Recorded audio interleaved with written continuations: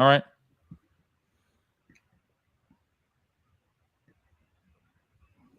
All right, let's see.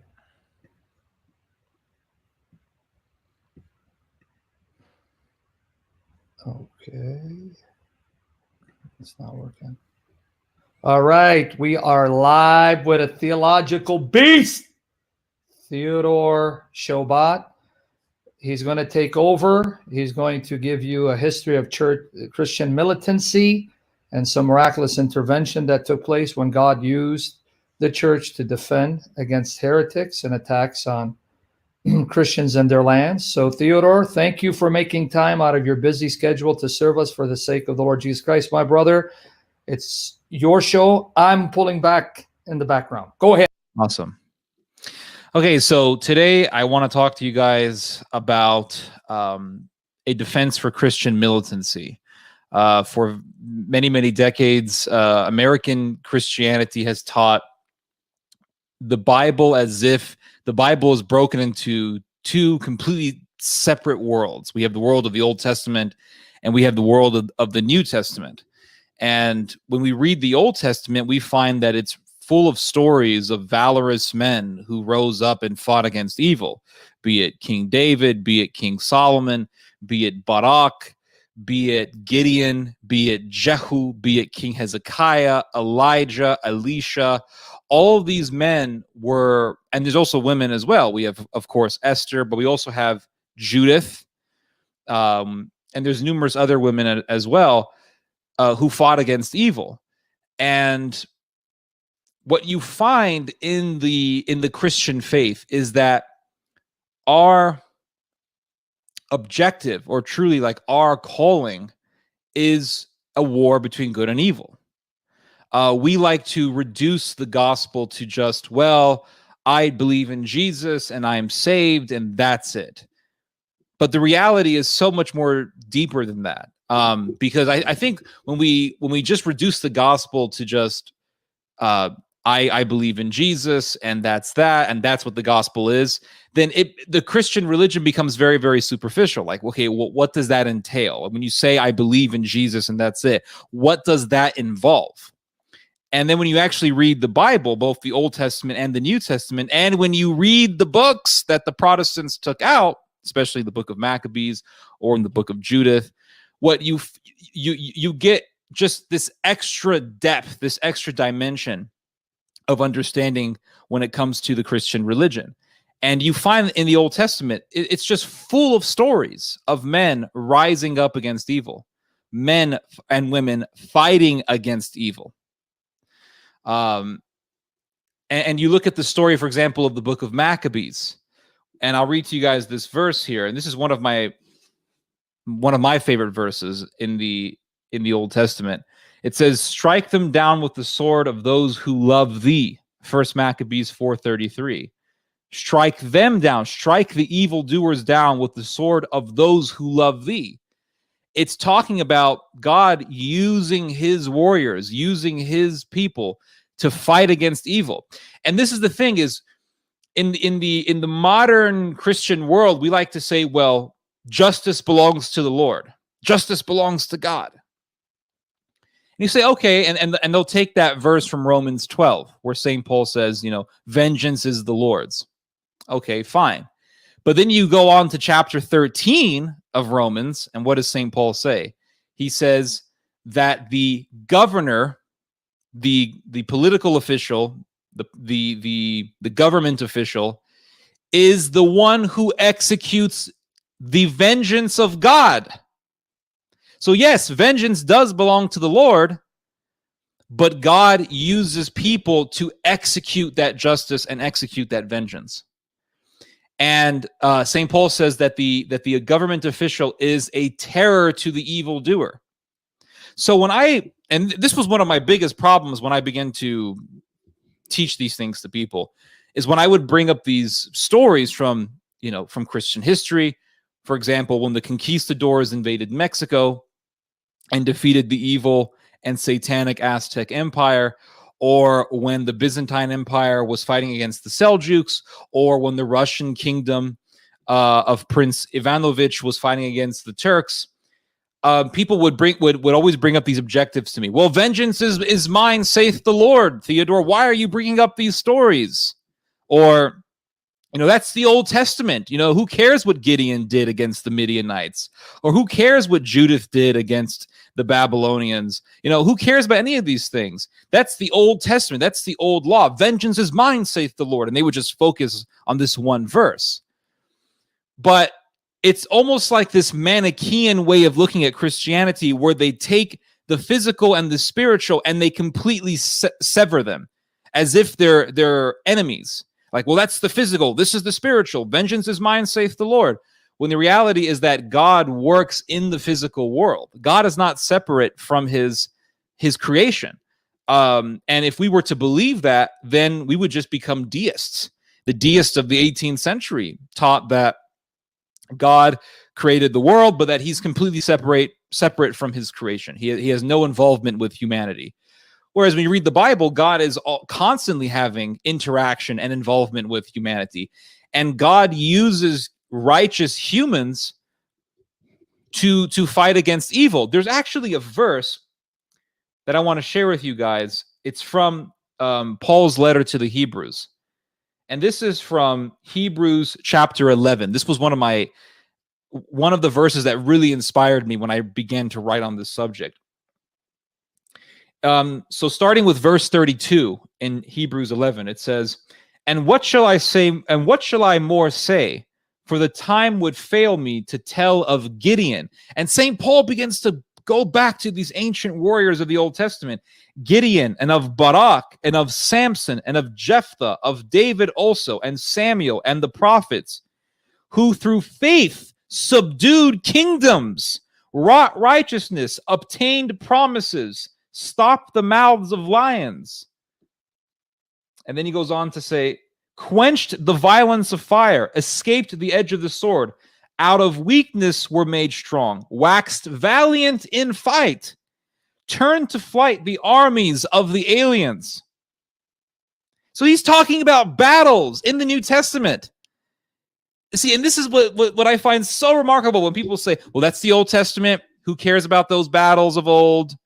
That's the law. That's the old law. We're free from the law. Yet St. Paul is saying, it would take me forever to reference all of these valorous stories from the Old Testament. And he's referencing them. And he's talking about how they were valiant in fight. And it's really amazing. And then when you read, for example, in the Old Testament, where Jehu slaughters the pagan priests of Baal, or when King Hezekiah decides to purge Israel of evil, and it even says that Hezekiah removed the sodomite priests. They were sodomites in the land, and how he purged Israel of this evil, human sacrifice, paganism, homosexuality, all these things, idols, idolatry. King Hezekiah purged Israel of all of these things. And if you were to reference this story to evangelicals, or even modern day Catholics for that matter, you're always going to have detractors who are going to come out and say, that's the old law. My Bible, and they say this in a very condescending and pompous way. My Bible says that God is love. My Bible says that we are free from the law. But yet, and this is a verse that I think so much of us we should all read, actually, because I think we either overlook it or we skip through it or we don't even know it exists. But it's 1 Timothy chapter 1. This is a verse that I honestly have never heard quoted in a church. Never heard this verse quoted in any church. Look what it says here.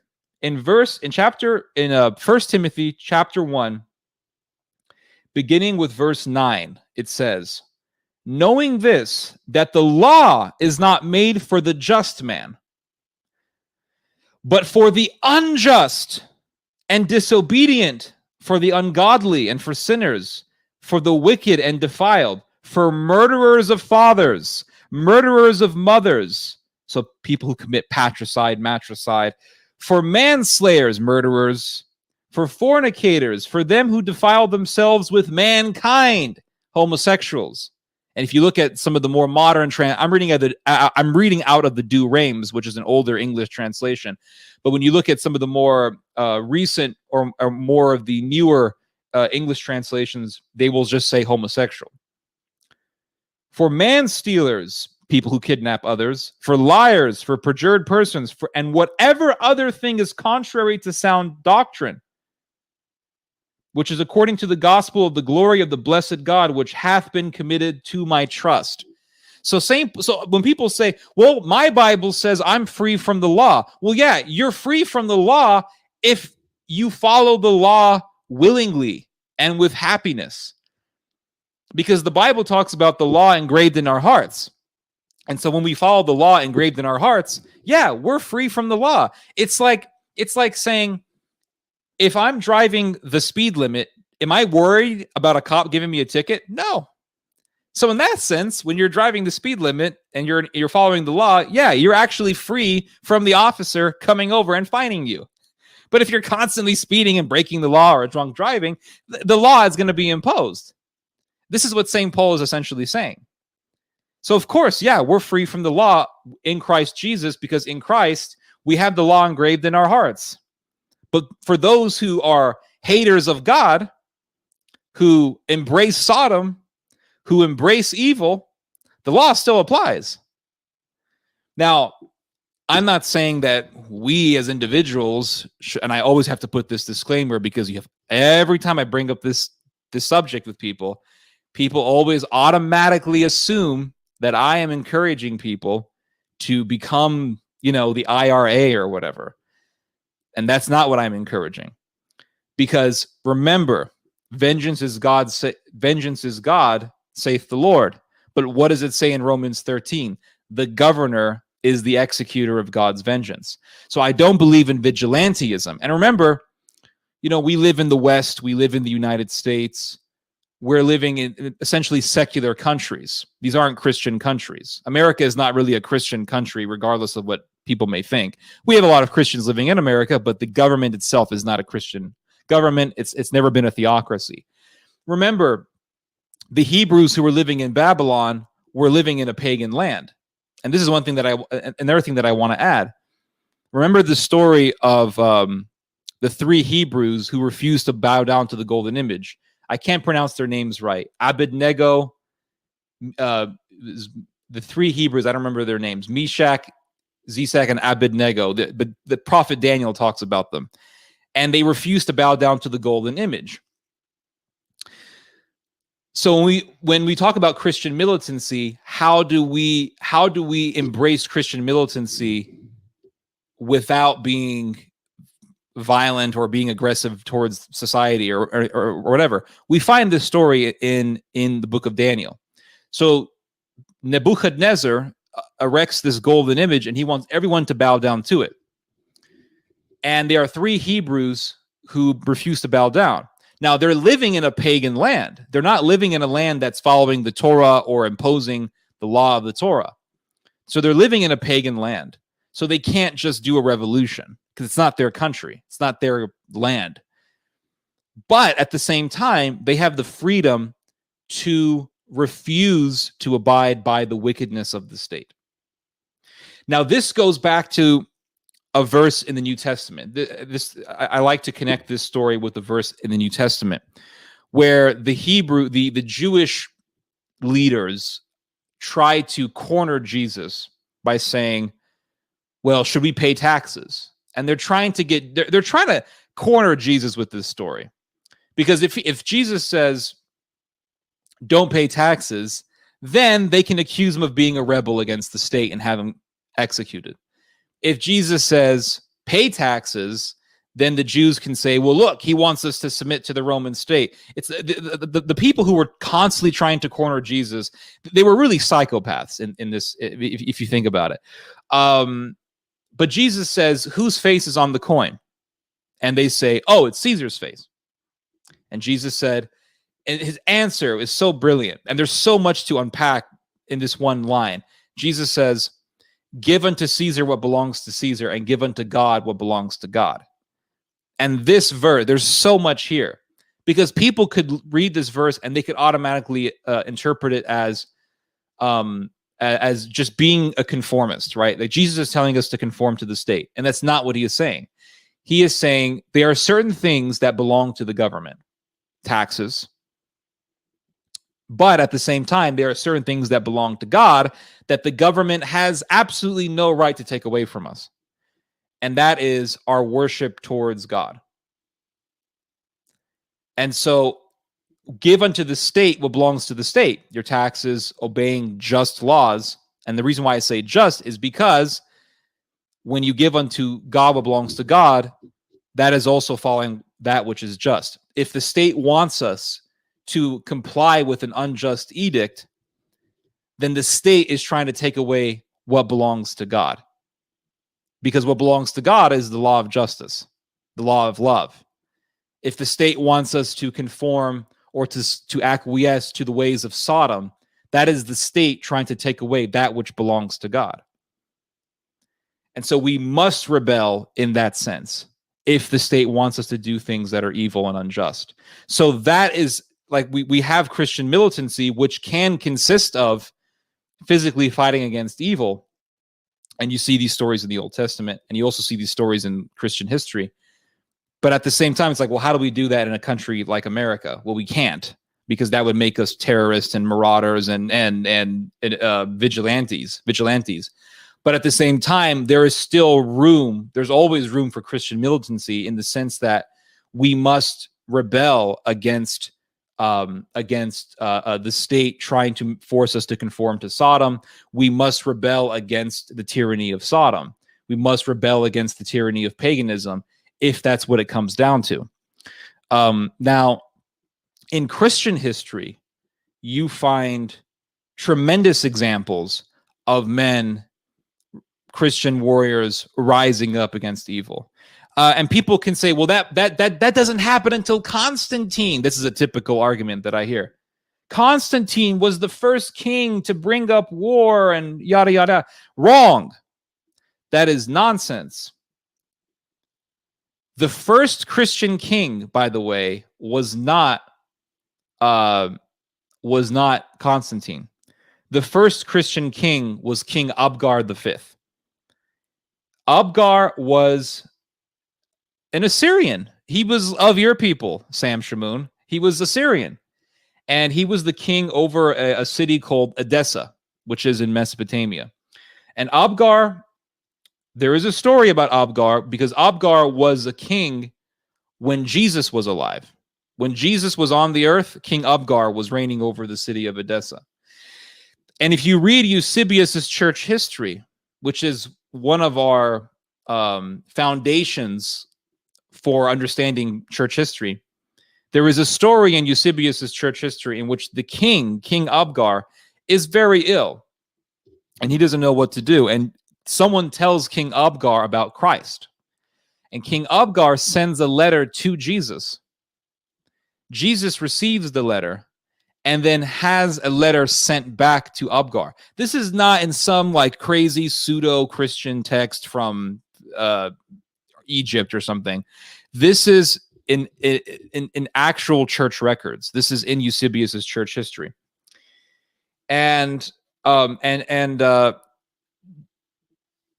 Jesus had Abgar healed. Now, Jesus didn't go to Abgar and heal him, but he had him healed.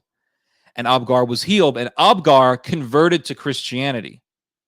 And he made his kingdom a Christian kingdom. This was the very first Christian kingdom. It wasn't Constantine. And after the resurrection, the Persians, this happened sometime after the resurrection, the Persians wanted to invade Abgar's kingdom. And the Persians at this time were fire worshippers. They worshipped the god Ahura Mazda. They worshipped fire. They worshipped angels. They were pagans. And anywhere that the Persians conquered, they always tried to force people to worship fire. If you ever read about the Persian or the Iranian Empire after the resurrection in the AD era, you will find that there were many battles between the Armenians and the Persians because the Persians wanted to force the Armenians to worship fire. This is what the Persians wanted to do in King Abgar's kingdom. And Abgar took the letter that he had received from Christ and he raised it up to the heavens. And I want to read to you guys what he said. He said, Lord Jesus, you promised us that no enemy would enter this city. But look, at this moment, the Persians are attacking us. And that's all. That was his prayer. It was very short. And he put the letter up. He had the letter erected upwards in the city as an icon, as a holy relic. And they say that the sun blackened. And the Persians were utterly horrified by this. And they didn't really understand what was going on. But the Persians eventually just set up fires. And they said, we're going to invade the city anyway. So there was a battle that lasted for about 3 months between the kingdom of Edessa and the Persians. And the Persians cut off the water supply for the city because they wanted to dehydrate the people in the city to surrender. And even though they cut off the water supply, miraculously, the city began to have wells spring up. Water was springing up for the people in the city. And the people had water. So it didn't matter what the Persians did. The people had water. The people had food. And the fight continued on. And there was an actual battle, bows and arrows and the whole thing. And the Persians had catapults, and they were trying to catapult these giant boulders into the city and break the walls. And eventually the Persians lost. Now, there was a saint by the name of Saint Egreria, and she was a Spanish nun who took a pilgrimage to the Middle East. This was, I want to say, sometime during the 5th century. And she took a trip, and she actually wrote a diary, which you can read. It's Saint Egeria's diary. You can read the whole thing. I want to say you could probably read it online, but I have a copy of it. And Saint Egeria, she went to Syria. She took a trip throughout Mesopotamia. She went to the Holy Land. She took a pilgrimage. And while she was in Syria, she went to the city of Edessa. And she saw in the city of Edessa a statue of King Akbar with his letter, the letter that he received from Christ. And I think the bishops actually held the letter because it's a very holy relic. And she asked, who is the statue of? And they explained to her the whole story. So, and this was a king who actually lived in the time of Christ. So when people talk about Christian warfare, they'll say, well, it didn't happen until Constantine. Well, that's just nonsense. It goes all the way back to the 1st century, not too long after the resurrection. And then you have the Armenians, and the Armenians were the first. They say that Armenia was the first country to dedicate itself to God. And then I think after Armenia, it was Ethiopia. And the Roman emperor, I think it was Maxentius or Domitian, he wanted to force the Armenians to convert to paganism. And the Romans invaded the Armenians, and Eusebius talks about this in his church history. The Armenians actually fought back, and they fought against the pagan Roman Empire. And once Christianity became the official religion of the Roman Empire, Constantine, the Emperor Constantine, he used the power of the state to advance Christianity.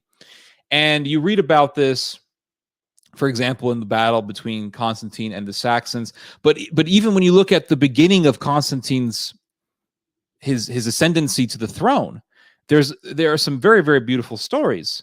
For example, there was the Emperor Maxentius, who began a wholesale slaughter of the Christian population in the Roman Empire. Wholesale slaughter. They say tens of thousands of Christians were butchered when Maxentius was ruling in the Roman Empire. And Maxentius, he wanted to make sure that Constantine didn't take the throne. He wanted to take the throne from him for himself. And Constantine, he was a pagan, but he began to become very interested in the Christian religion. His father was a co-emperor in the Roman Empire, and his father was not a Christian, but at the same time, he sympathized with the Christians, and he didn't believe in persecuting them. There was a very educated and intellectual man by the name of Lactantius. Lactantius was one of Constantine's advisors, so to speak. And Lactantius was a Christian. In fact, Lactantius has written many books on the Christian religion, and you can read them. And Lactantius, he was the one who really began to teach Christian doctrine to Constantine. And Constantine, in the Battle of Milvian Bridge, before the battle broke out, Constantine had a vision in which he saw the cross in the sky. He also saw, he saw the initials of Christ in Greek. But after experiencing this vision, he spoke with Lactantius, and Lactantius told him that he was having a vision, that God had given this vision to him. And Constantine did this amazing thing. He told all of his soldiers to engrave the cross on their shields. So here we have, for the first time, because you read about the Crusades, and the Crusades are always portrayed as having crosses on their shields. But the first time that this happened was in the 4th century, in the Battle of Milvian Bridge. And he had this war with Maxentius and defeated Maxentius. He crushed Maxentius. And Constantine broke the emperor into two. He said, okay, I will rule the western half of the Roman Empire, and my co-emperor Licinius will rule the eastern half. And Licinius said that he was a Christian. He claimed to Constantine that he had converted to the Christian faith. But Licinius actually lied to Constantine. Licinius was a secret pagan. And there is a speech that you can read in Eusebius's Life of Constantine from Licinius, in which Licinius is telling his soldiers, Constantine has brought in a new religion, the Christian religion, a foreign religion, but we will worship the gods of our ancestors. And there was a battle between Licinius and Constantine. And before the battle, and what made Constantine go to war with Licinius was when he heard that Licinius was butchering the Christians in the eastern half of the Roman Empire, the Middle East, essentially. He was forcing Christians to work as slaves in the mines.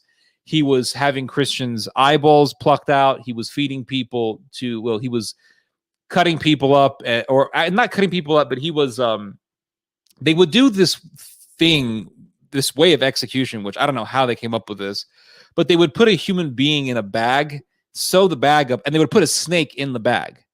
So you're in this bag with a poisonous snake, and then they'll throw the bag into the ocean. It was like really, really crazy how they came up with ways of killing people. But these are the types of things that were happening to Christians under the reign of Licinius. So when people talk about Constantine, they say, well, Constantine was this evil dictator. He killed Jews, which there's no evidence of that. But he killed Jews, and he killed the real Christians. This is one thing that you hear from Protestants. Constantine murdered the real Christians. The reality is that Constantine rescued the real Christians when he had a war against Licinius. And Licinius was defeated in battle. Constantine showed mercy to Licinius. And Licinius tried to have Constantine assassinated, and eventually Constantine just had him killed. But this was the beginning of Christendom. The beginning of Christendom was founded upon the war between good and evil. But you continue on into Christian history, and you find so many rich stories like this. So many rich stories.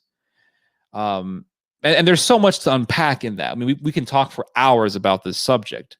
I can find connections between Christian militancy and the Virgin Mary.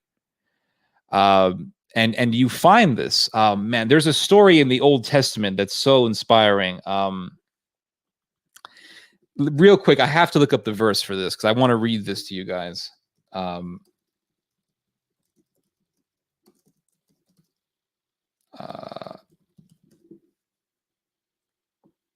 Jael, the story of Jael. This is in the book of Judges.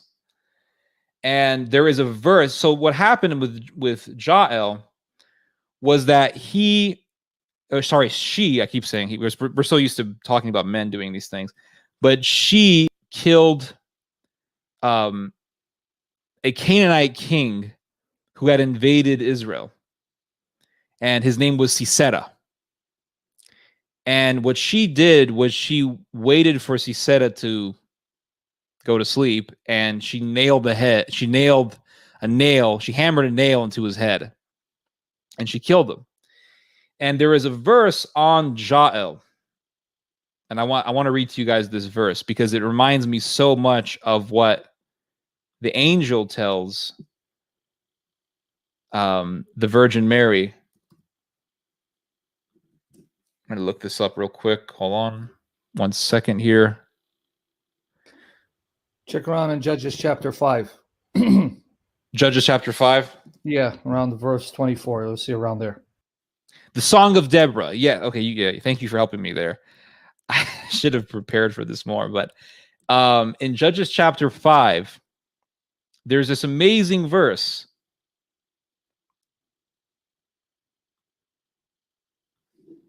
I want to get the exact part of it. Here it is.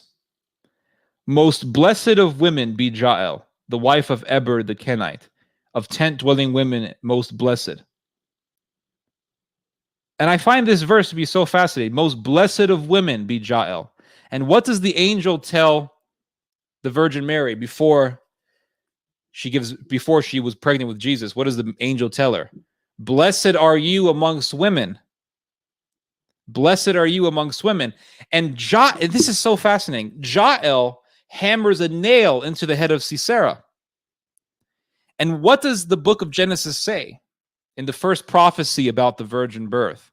It says, God tells the serpent, I will put enmity between you and the woman, between your seed and her seed, and she shall step on your head.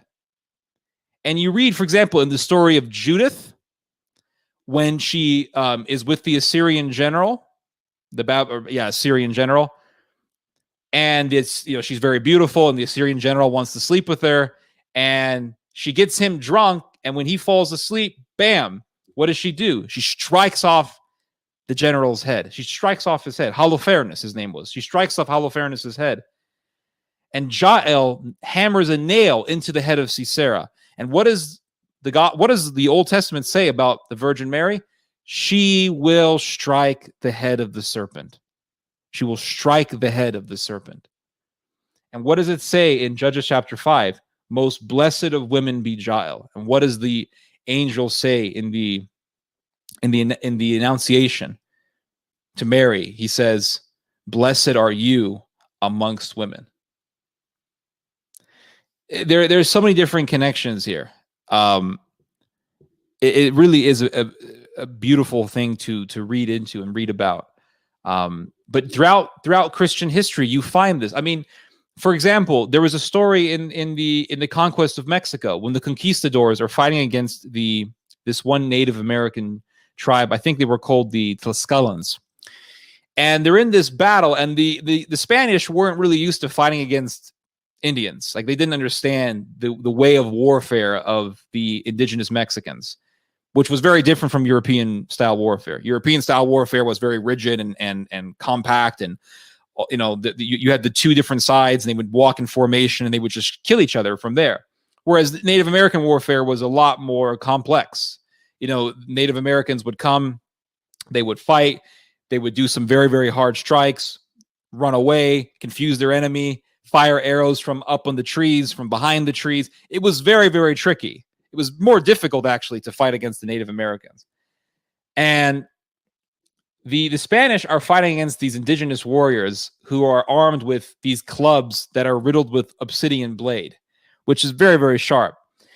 And But one of the advantages that the Spanish had over the indigenous was that the Spanish had horses and the indigenous people didn't. And so when they saw a man riding a horse, they believed that it was actually one creature. And they were horrified by this. But in this battle, the Native Americans, these indigenous people, they were actually killing a substantial amount of Spaniards.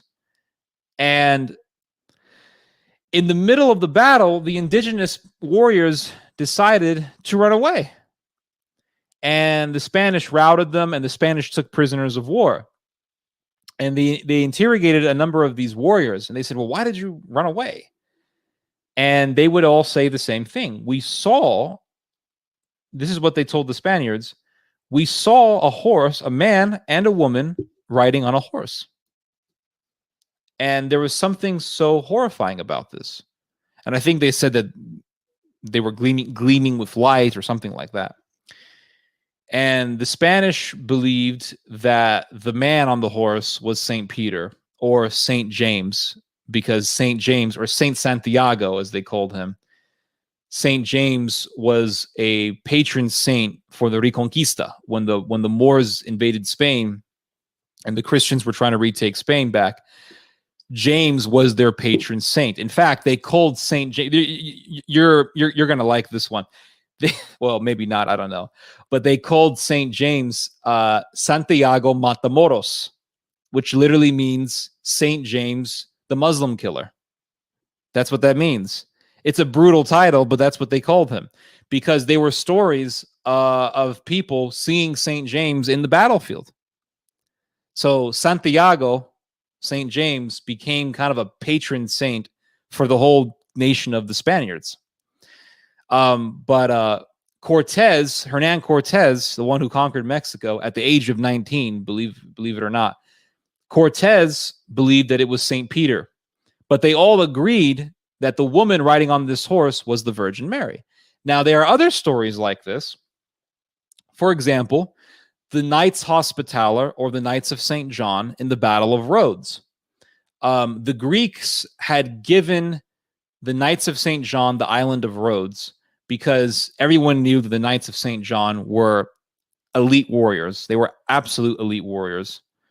These were probably better warriors than the Navy SEALs. We talk about the Navy SEALs. We're like, oh, they're the greatest warriors in the world. Yeah, right now, in our time, they are. But in those days, when people didn't have machine guns and sniper rifles, and they had to fight with swords and muskets and cannons, the Knights of St. John were the best warriors in the world, or at least some of the best warriors in the world. And the Knights of St. John were commissioned by the Greeks. The Greeks said, we'll give you this little island, but you have to defend it. Okay, fair enough. So the Ottomans invaded the island of Rhodes, and the Knights of St. John abided by their end of the deal, and they defended the island. And the Ottomans invaded the island, and there was this very, very bloody battle that ensued. And in the midst of the battle, in the midst of the sword fighting, the musket fire, the cannon fire, all of the chaos, in the midst of all that chaos and pandemonium, there was seen up in the sky an image of a woman, and next to her was a man dressed in goat skin, animal skin. And numerous of these Knights of St. John saw this, and they concluded that the woman was the Virgin Mary, and the man next to her was St. John the Baptist. And it's not just in Western Christianity that you will find these kinds of stories. You also find this in Eastern Christianity as well. For example, in one of the most famous battles in Russian history, it's called the Battle of Kulikovo River. This took place in the I want to say in the 1370s. The Mongolians, they converted to Islam. Initially, the Mongolians were pagans. They worshipped the great blue sky goddess Tengri, but many of them converted to Islam later on. And there was a horde of Mongols. They were under the Mongolian ruler. His name was Mamai. And if you look at Mongolian names, they sound very Turkic, because they are. Mongolians and Turks are actually very related. And Mamai invaded Russia. I mean, absolutely ravished Russia, invaded St. Petersburg, invaded different areas, like, and just raped and pillaged and slaughtered so many people. And there was a Russian prince. His name was Prince Ivanovich. And Prince Ivanovich rose up to fight against the Mongolians. And there was a monk by the name of Sergius. Sergius is a saint in the Eastern Orthodox world. And Sergius really provided the spiritual inspiration for the Russian warriors when they were fighting against the Mongolians. Because fighting the Mongols is no joke. You're talking about men who all they knew was warfare. They rode on these very, very fast horses. They were excellent warriors. They were short, but they were very stubby and they were very warlike. And there's something about, and Sam, I think you're someone who likes martial arts from what I've seen.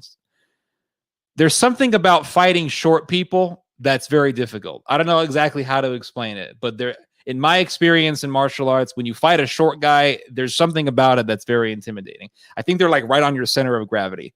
But Mongolians were very good warriors. Very good warriors. And believe it or not, at one point in time, the Mongolians invaded all of Russia. Moscow was was invaded by the Mongolians at one point. I think the Mongolians are the only people in history, maybe after the Vikings, who successfully invaded Russia. And there were in the battle against the Mongolians, the Muslim Mongolians, there were actually 2 monks who joined the battle, and they fought with absolute valor.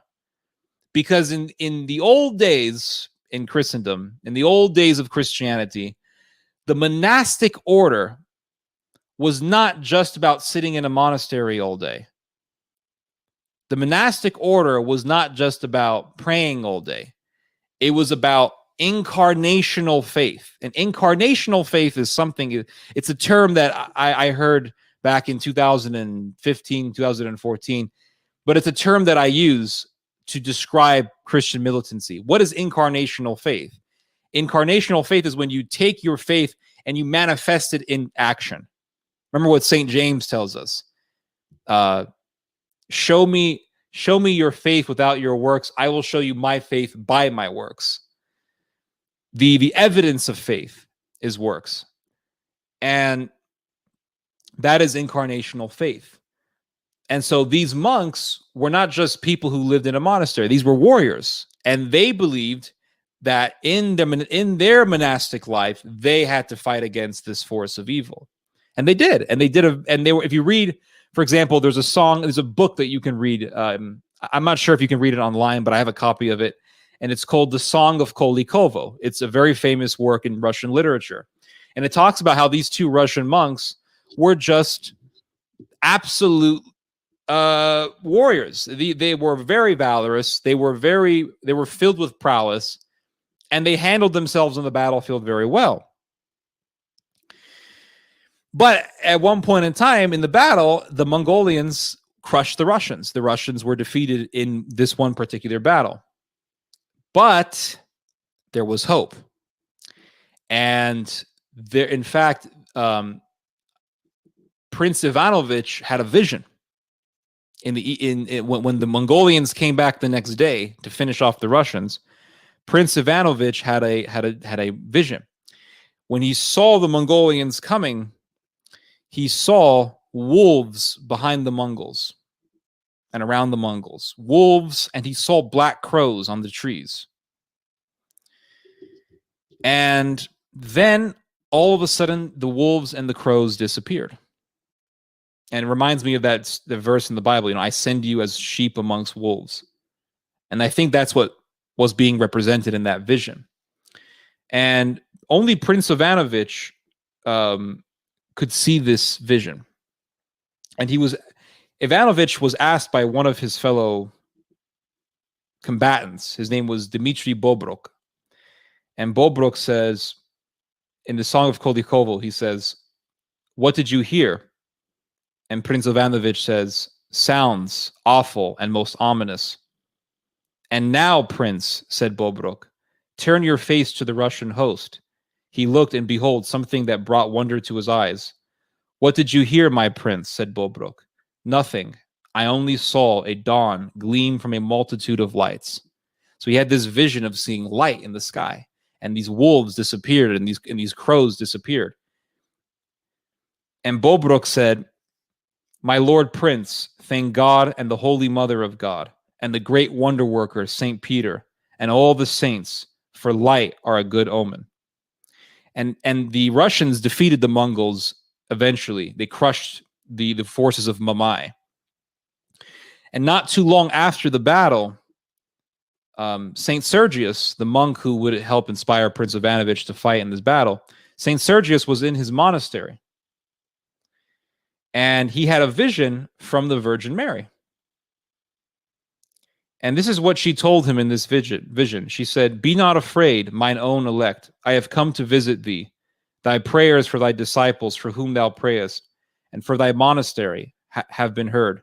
Be not troubled. From henceforth it will flourish. Your monastery will flourish. Not only during thy lifetime, but when thou goest to the Lord, I will be with your monastery, supplying its needs lavishly, providing for it, protecting it. And that monastery, you can see it today. It's called the Monastery of the Trinity Lavra of Saint Sergius. It is considered to be the most important Russian monastery for the Russian Orthodox faith. When the communists took over Russia, they tried to make the monastery into a like a headquarters. You know, the communists did this thing where they would take churches and monasteries and try to make them like centers for organization. It was their attempt of trying to destroy the Christian faith in Russia. But that monastery still survived. Nonetheless, even with all the onslaught of the communists, that monastery still survived. And you can see that monastery today. So when you look at, you know how you always hear about these American teenagers turning to atheism, like they were brought up Christian, maybe they were homeschooled, but then they turned to atheism as soon as they got out of high school. I really believe that one of the reasons for this is because we have no sense of militancy in the Christian, in America, in the United States, and in the Western world in general. Like we don't have it. Because and I've talked about this before, how do you get people to stay with a cause? The way you get people to stay with the cause is if there's an enemy. Bottom line, like that's the only way. Like that's how you maintain people in a cause. This is why I think part of American propaganda is to always talk about terrorism and always talk about the Chinese or always talk about the Russians. Why? Because as long as there is an enemy, we will be proud Americans. Like, well, America, absolutely. That boosts patriotism. And the reason why people leave Christianity or they become indifferent, they don't care any longer, is because there is no enemy. Like we don't talk about the enemy. We don't talk about the war between good and evil. We don't. And that makes Christianity bland. And frankly, it makes Christianity into what I call a Starbucks religion. Because a lot of evangelical churches are just that. They're Starbucks cafes. And you can go into these churches. I'm sure you've seen them before. You have a cafe in the church. And they make the Christian church into just a hangout spot. And they're always trying to appeal to the youth, always trying to appeal to young people by making Christianity look hip and cool. But that really doesn't work too well because so many people young people have gone to atheism. And one thing I've noticed about the Catholic world is that if you look at the Latin Mass, the traditional Latin Mass in the Catholic Church, one thing that you will notice that there's a lot of young people. And I think what has attracted young people to the traditional Catholic Mass as opposed to the new, more modern Novus Ordo Catholic Mass is that in the traditional Catholic world, they still try to maintain the reality of the war between good and evil. And without that awareness of this war between good and evil, then Christianity becomes something that your parents do. And so you're just doing what your parents do. But I think that we would truly preserve the fire of Christian zeal if we have a battle to fight. It's like what the book of Job says. There's a part in the book of Job where the prophet Job says, the life of man is constant warfare. The life of man is constant warfare. And, we talk about emulating Christ all the time. We have to emulate Christ. We have to be Christ-like. What would Jesus do, right? These are sayings and cliches that we've been hearing our whole lives. But then if you look at the Gospel of John, what does Jesus do when he sees the merchants prostituting his Father's house? He takes a whip and he gets combative. And that, in that story, and especially in the end where the Gospel of John says, zeal is burning within me for my Father's house. That's a reference to a verse in the Old Testament. I want to say it's in the book of Jeremiah or Zechariah. But if you read the whole verse in its totality in the Old Testament, God tells the Hebrew people, stop exploiting the foreigner. And where does Jesus pull out the whip and get combative? In the house of the Gentiles, where the Gentiles were allowed to pray. And the Hebrew or the Jewish leaders, they were allowing financial exploitation to take place in the house of the Gentiles, where the Gentiles were allowed to pray. And what were the Hebrews doing? What were the Jewish leaders doing? They were saying, well, you can't buy an animal to sacrifice without a temple currency, without a temple coin. So give us your Roman currency, and we will exchange it for the temple currency. This was financial exploitation. And what does it say in the Old Testament? It says, stop exploiting the foreigner. And Christ saw this exploitation of the foreigner, and he was so upset by this, and he was so enraged by this. He was so enraged by this injustice that he took out a whip and he drove the exploiters out of the temple. And it says that all day until the sun went down, Christ stayed there, and the people, the merchants, were horrified of him, and he didn't allow any of them to come inside. That right there is incarnational action. That is taking the spirit of the Christian faith. That is taking the law, or taking the faith and manifesting it into action. And at times, Christians need to stand up and instill fear into the hearts of the enemies of Christianity. I'm not saying be vigilantes, but for example, just to give you an example of what I mean, in the Catholic Church, there are many cases, and this is not even an exaggeration, of Catholic priests preying on young men, sexually preying on young men. I know this because I've been a victim of it. Now, no priest has ever touched me because I'm, over 200 pounds and 6 feet tall.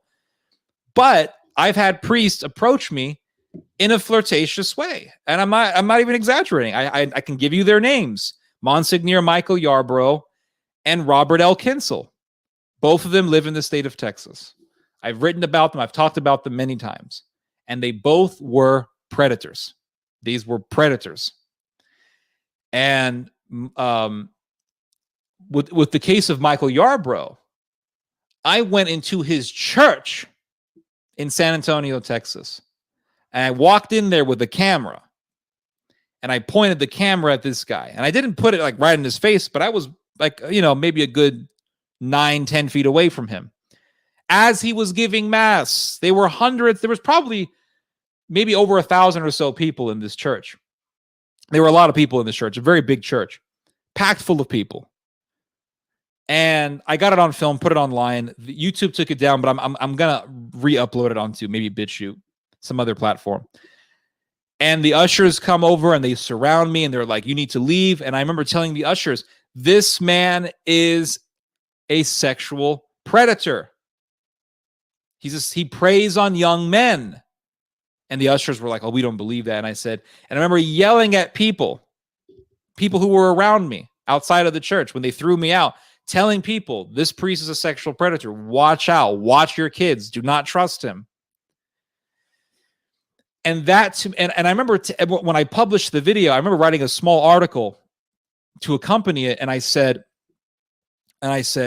We have to be like Christ when he threw the exploiters out of the temple. And I said, if every one of us got our cameras, went in, and we knew that a priest was a predator, and there are many of them out there. There's no shortage of predator priests out there. And we went and we confronted every one of these priests with a camera. And we posted it online. We posted it on video. And we really put the pressure on the church. We could actually make some serious change.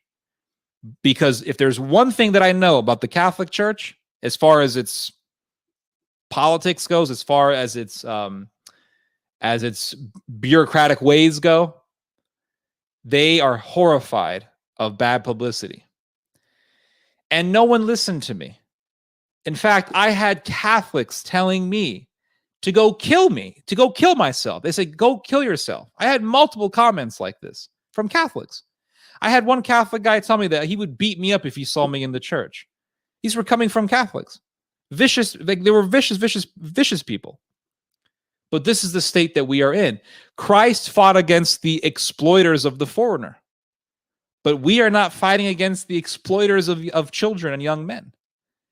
And I would argue that this is what we're seeing in the church right now is far worse than what was happening in the temple. This is the sexual exploitation of children, sexual preying on young men. And we have lost the church, because Catholics love to talk about, oh, the church has been infiltrated. We have lost the church, not because it's been infiltrated. We have lost the church because we have forgotten militancy. And I'll end it at that. Yeah, just Kitty's brother, they somewhat, I guess, misunderstood you. I guess he thought you're Catholic bashing. No, not Catholic bashing. Just as Christ wasn't Judaism bashing when he went into the temple and with a whip. This is another thing, is as soon as you start telling people there's evil priests out there, they say you're automatically Catholic bashing. No, I was confirmed into the Catholic faith in 2013. And in 2014, I want to say late 2013 and then late 2014, I'm not going to exaggerate, I was preyed upon by two different priests. And it really opened my eyes to the reality of this evil, predatorial behavior in the Catholic Church. It's very real. It's not exaggerated by the media. It's very real.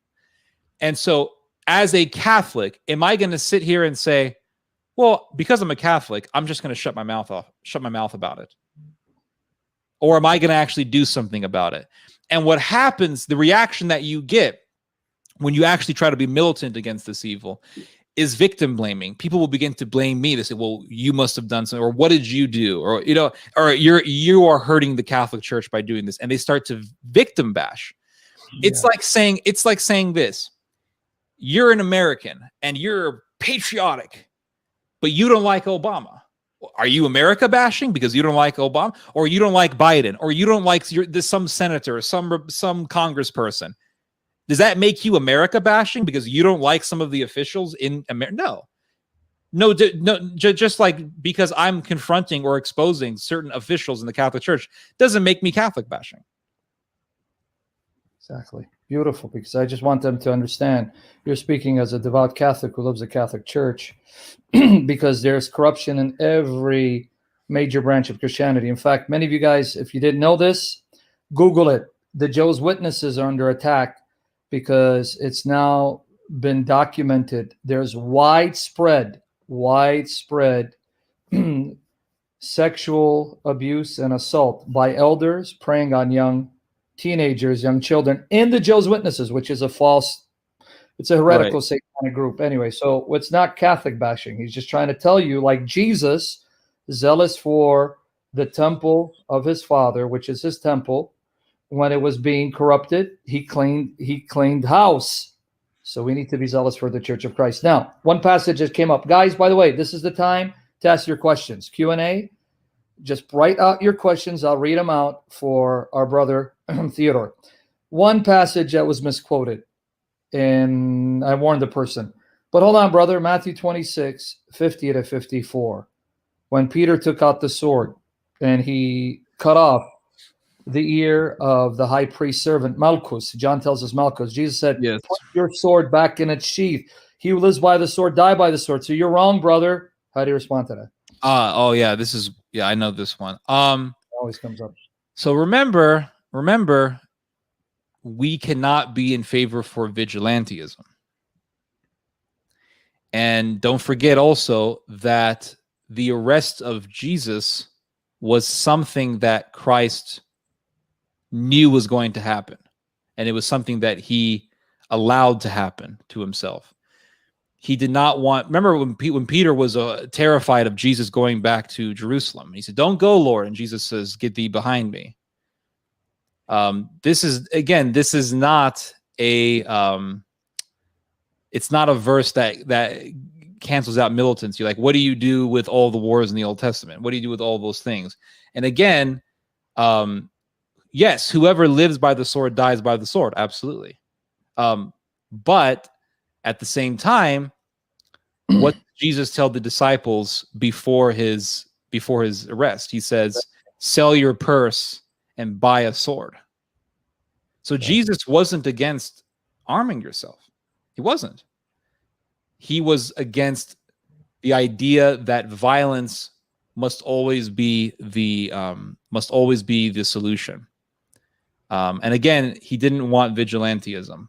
And that's the thing. Like I've never been in favor for vigilantism, and Christ wasn't in favor for vigilantism either. But what I am, and also, here's one verse that I hear no one ever reference, but St. Augustine references this story in his works on just war. Remember when the Jews wanted to murder St. Paul? Yeah, Acts 23. And in the book of Acts, a large group of Roman soldiers with swords guard Peter. They have swords. And if somebody were to, if the Jews ever thought of getting their knives and daggers to go murder Paul in that instance, those Roman soldiers would have used their swords to fight against them. So did St. Paul tell the soldiers, "I'm not living by the sword, guy"? He didn't do that. Yeah, 100%. We have to be realistic. Like people have this like weird black and white view of looking at Christianity. Like, well, this one verse, it says Peter used the sword and Jesus condemned him. Yeah, because Christ wasn't in favor for people taking up the law in their own hands. 100%. In fact, that's Acts 23, 12 to 23, which I've actually referenced to prove the point.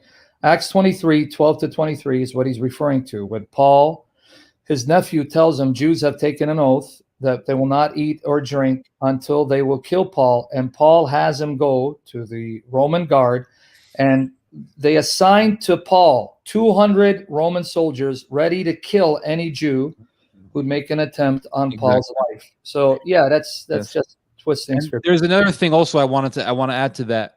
So in the New Testament, you find various stories of soldiers, Roman soldiers, some doing righteous things and some doing evil things.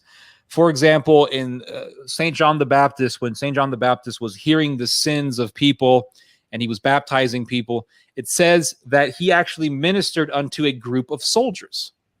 Now, did St. John say, "Throw away your sword"? No, St. John says, "Be content with your pay and be righteous." And then you read, for example, the story of the centurion who comes to Christ and he says, "Christ, I have this servant who's ill," and Christ heals the servant. And does Christ tell the centurion, "Well, you need to like forget your career as a soldier"? No, he doesn't say that. He actually tells the Jews, "I have never seen anyone more faithful than this man, this centurion."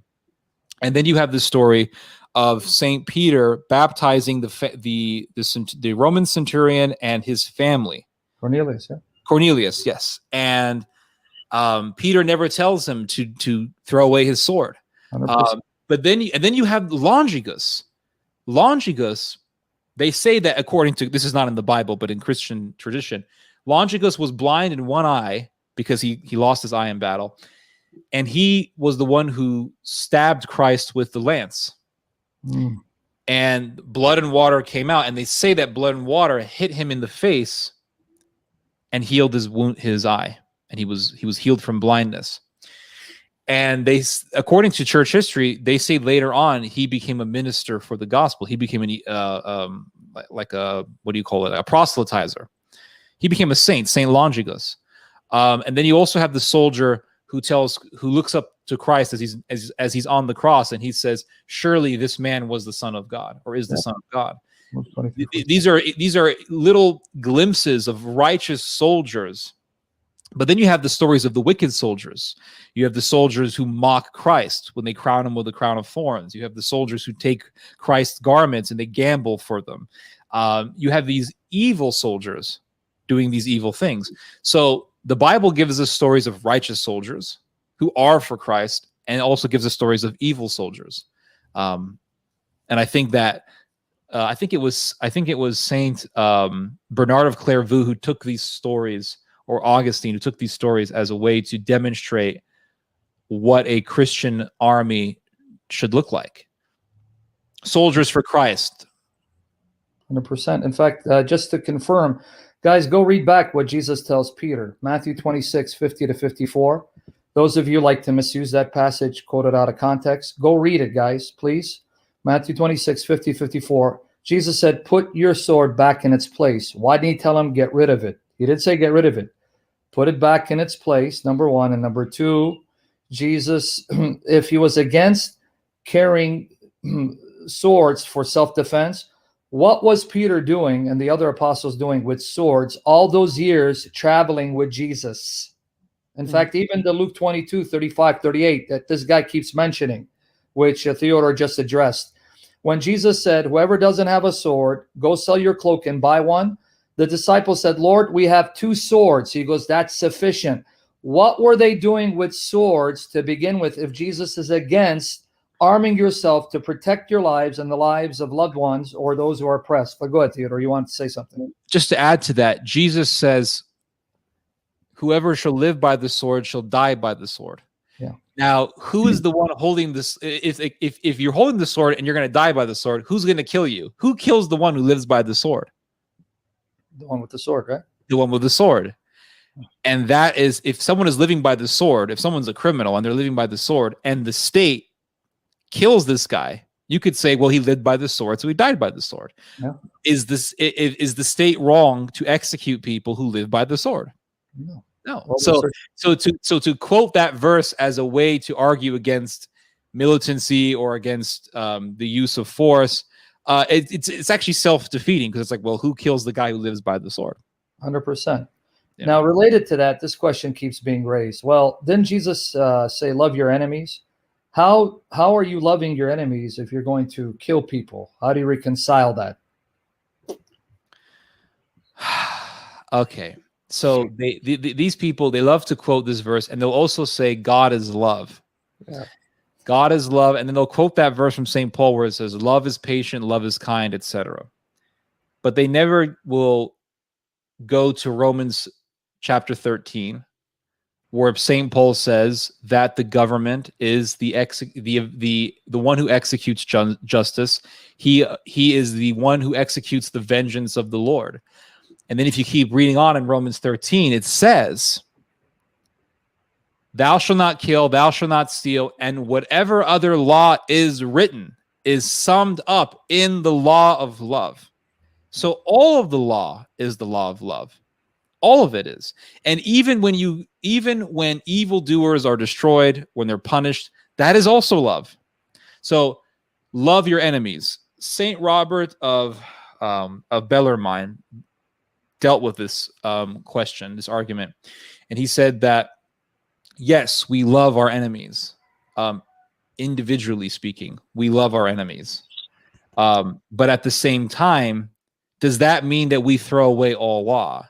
Does that mean that we stop enacting law or stop enacting justice? Because if we don't kill evildoers, if evildoers are not executed by the state, then that's actually not love.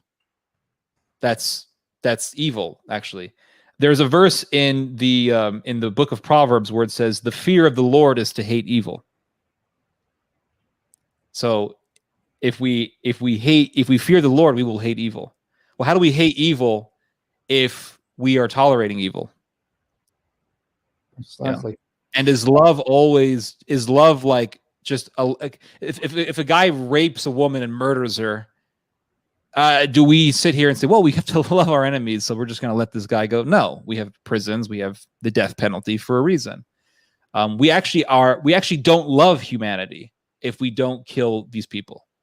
We don't. If we tolerate evil, we don't love humanity. So yeah.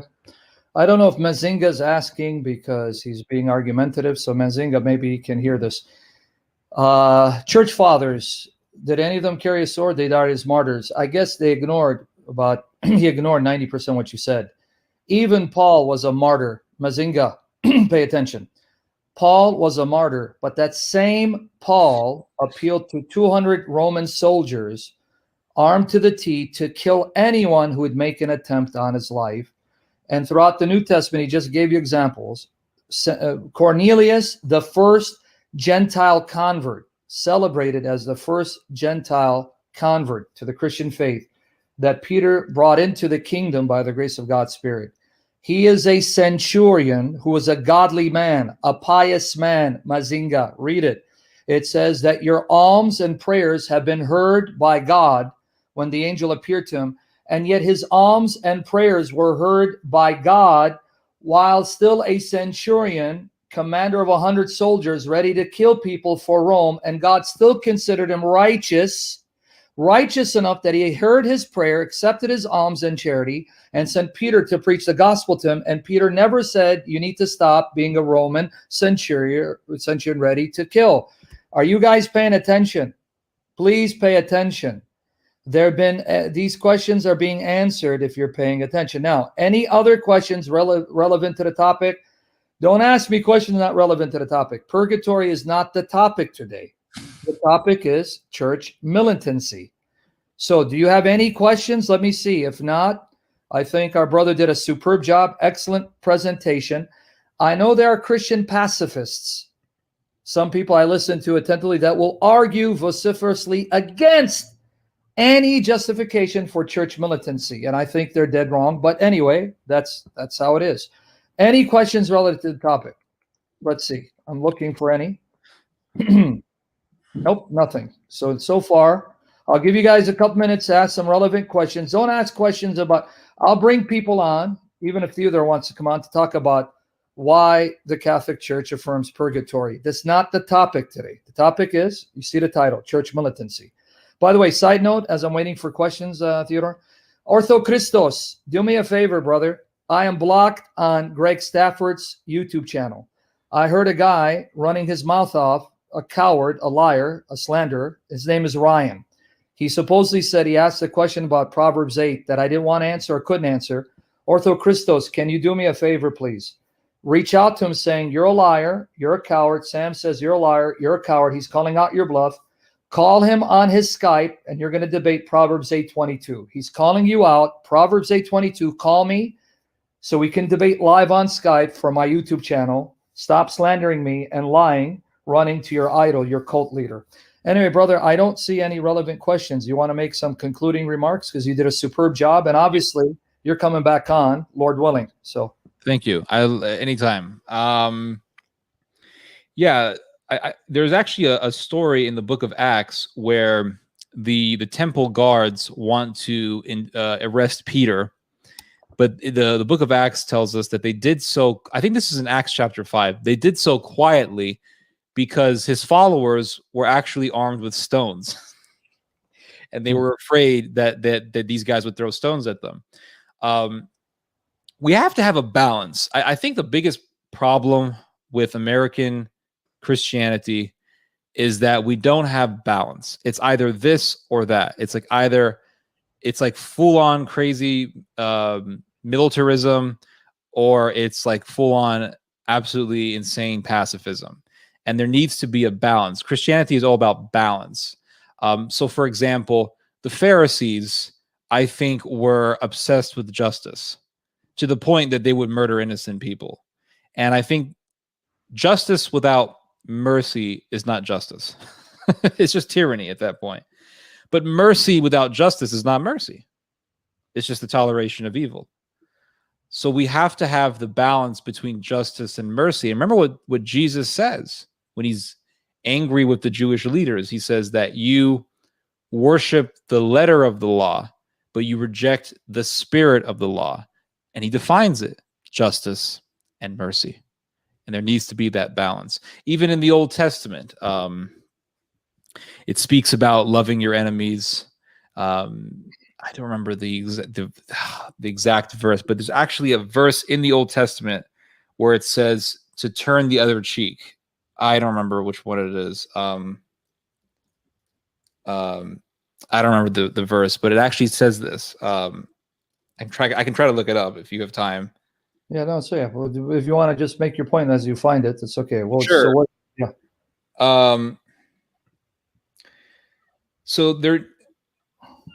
So there needs to be a balance. Even, for example, Moses. There's a story in the book of Exodus where Jethro's daughters are attacked by these people who are marauders, and Moses fights them off. Moses also slays an Egyptian to defend a Hebrew who was being abused. And it's very fascinating. In the book of Acts, if you read the speech of Saint Stephen, or Saint Stephen, however you pronounce it, I say Stephen. When you read his speech, he actually praises Moses for slaying the Egyptian. So there has to be a balance. Love your enemy. In a personal matter, we should love our enemies. We should, even though it's very difficult to do that. Even for myself, it's difficult. But we should love our enemies. We should be kind to those who in our personal life we don't really get along with, because we free ourselves from hatred. But in a war for justice, then there is most definitely room for force. In a war for justice, in a just war. In the war with the Nazis, and I'm gonna turn to Hitler. Everyone turns to Hitler, but it's true. The Nazis had to be defeated. They had to have been. They had to be defeated, because who wants a Third Reich taking over the world? They had to be defeated. Would these people who argue and say, "Well, we have to love our enemies," would they reject the necessity of the war against the Nazis? That's the problem with this way of thinking. If you reject the war against evil, you really don't love people. You don't. 100%. Just wanted to make one final comment because you mentioned something. He just mentioned Moses. Why did Moses slay the Egyptian? Because he was oppressing an Israelite. What's the point? It is your Christian duty. Read Isaiah 58. Guys, read Isaiah 58 when you get a chance. It is your Christian duty that when you see someone oppressed, someone who is being taken advantage of, someone who's being bullied, someone who's being harmed, and they are too weak to defend themselves, God says it is your duty, because this is true fasting, Isaiah 58, to come and help the one who's weak, the one who's oppressed, the one who's helpless against someone mightier than he or her. In other words, if you were walking down the street and you saw a grown man trying to kidnap a young girl, or you saw a grown man trying to rape a young girl, or you saw a grown man trying to harm a young boy, you must, in the sight of God, come to the defense and aid of that child, or you sin against God and you'll be complicit in that crime. This is biblical teaching, and that's what you see in Moses. Moses saw an Israelite who was helpless, being oppressed, and out of reaction, out of zeal, he came to his aid. Now, and ended up, he took away his life. So it is biblical that if I see a young child about to be kidnapped or a young child about to be raped, it is my duty before God to run to that child, save that child, because that child cannot protect himself or herself. And that's Matthew 18.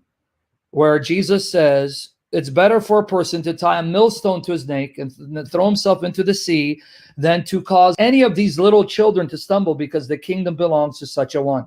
If you fail to honor the Lord that way, you are sinning against God. And don't use your excuse, well, Jesus says, you can't ever use force and turn the other cheek. No, you're being a sissy and a coward. That's what you are, and you're going to be accountable to the Lord. And finally, people that say to turn the other cheek.